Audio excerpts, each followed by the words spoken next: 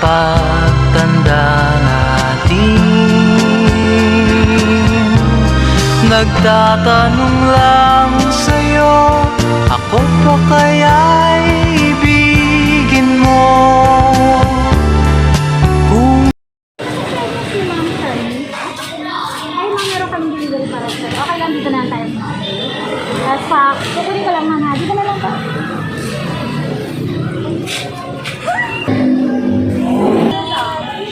Surprise ko! Happy Valentine's! Siyempre kayo, flower bouquet. Happy Valentine's po. May idea po kayo kung saan na galing yan? Sa husband. Okay, mabawal ka mo. Kala ko parcel.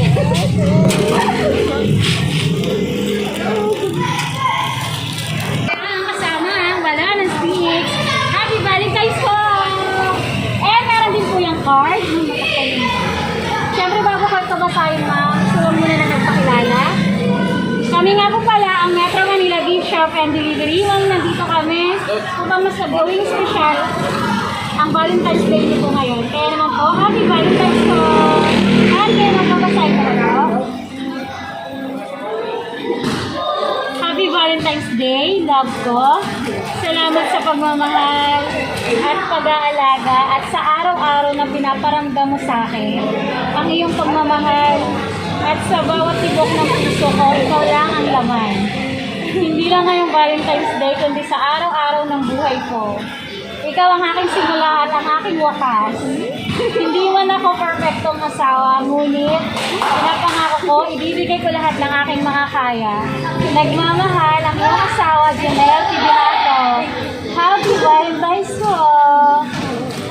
Kamusta po ang pakiramdam?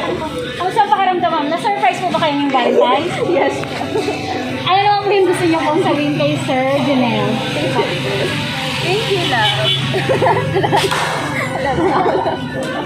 Wala na, ma'am? Okay na. Thank you. Okay po kung gano'n, ma'am, kami na pong babati sa'yo. Sa'yo po, Ma'am Shermy, binabati ko po namin ng Happy Valentine's. Wishing you a lot of love and happiness. Happy Valentine's po. And syempre po sa aming mapagmahal ng sender na si Sir Janelle, na asawa po ni Ma'am Shermy, and behalf of Metro Manila Gift Shop and Delivery. Tapos po kami nagpapasalamat dahil kami po ang napili nyo upang kayo hatid ang napakalaki surprise po para po sa inyong minamahal na asawa. Ipagpatuloy lang po ang kasiyahan at pagbibigay sorpresa, and sa inyo po ulit, Happy Valentine's po! Thank you, ma'am. Pagdating ng araw, ang iyong buhok ay puputi na rin. Sabay tayong mangangarap ng nakaraang sa atin. Ang nakalimutan